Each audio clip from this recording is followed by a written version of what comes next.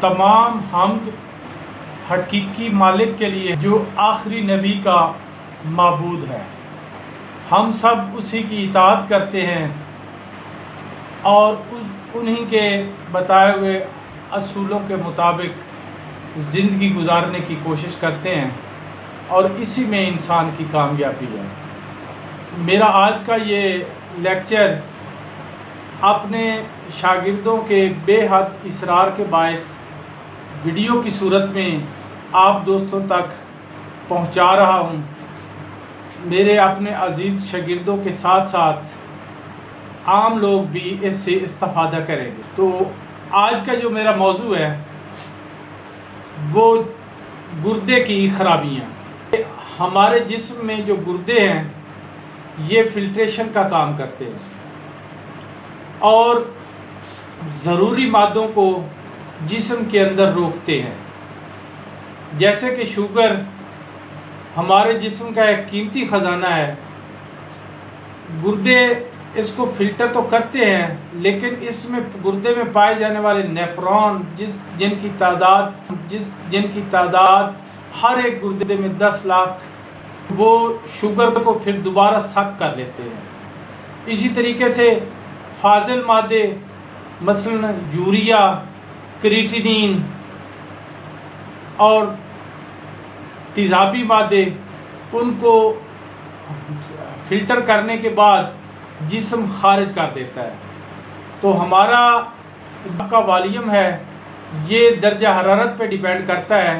تو اوسطاً جو میں آپ کو بتا رہا ہوں، ایک اوسط درجے کا قد و قامت کا انسان اور 20 سینٹی گریڈ اگر ہو تو وہ یومیہ 1.5 لیٹر یورین خارج کرتا ہے۔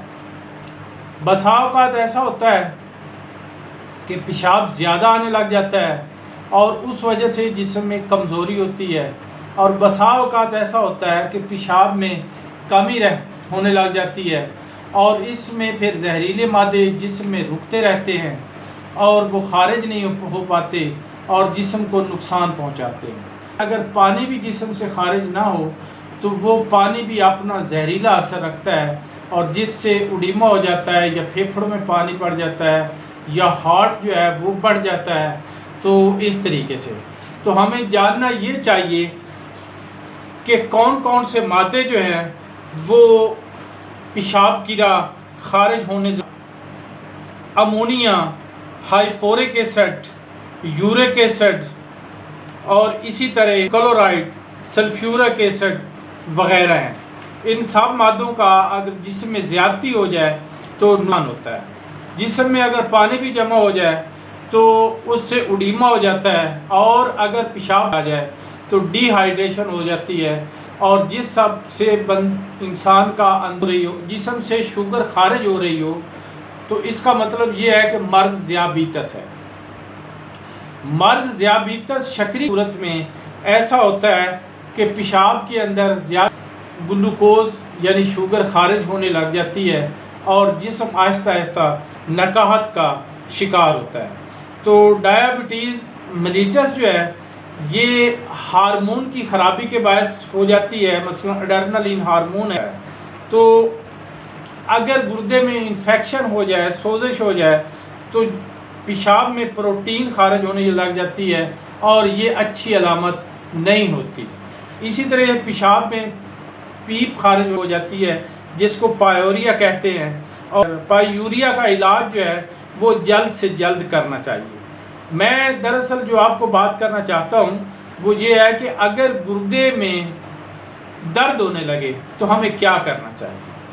2 صورتیں ہیں اس کی۔ بعض دفعہ تو درد گردہ ریائی ہوتا ہے، تو اس کا بڑا آسان سا علاج ہے کہ اجوین 2 رتی گرم پانی کے ساتھ کھا لی جائے، فوری طور پر درد گردہ تو فائدہ ہو جاتا ہے۔ لیکن اگر گردے میں پتھری پیدا ہو گئی ہے تو پھر پتھری کو ہمیں جانچنا پڑے گا کہ یہ کس قسم کی پتھری ہے۔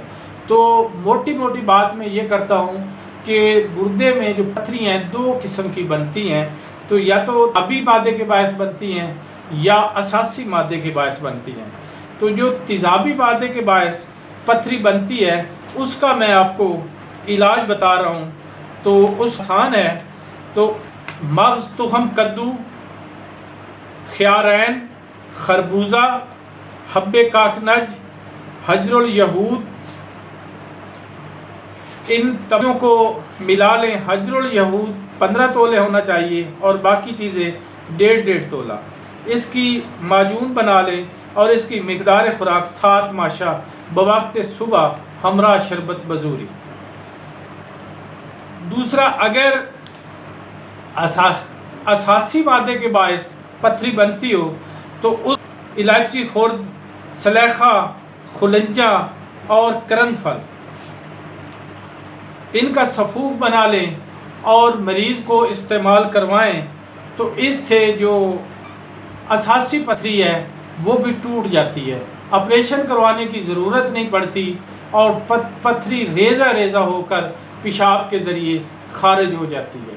تو یہ دونوں پتھریوں کا میں نے آپ کو یہ علاج بتایا ہے پتھریوں کے خارج کرنے کا، اور امید ہے کہ جن لوگوں کو تکلیف ہوگی ان تک آپ میرا پیغام بھی پہنچائیں گے اور ان دوائیوں کے استعمال سے مریضوں کو فائدہ ہوگا۔ والسلام، شکریہ۔ میں ریٹائرڈ پروفیسر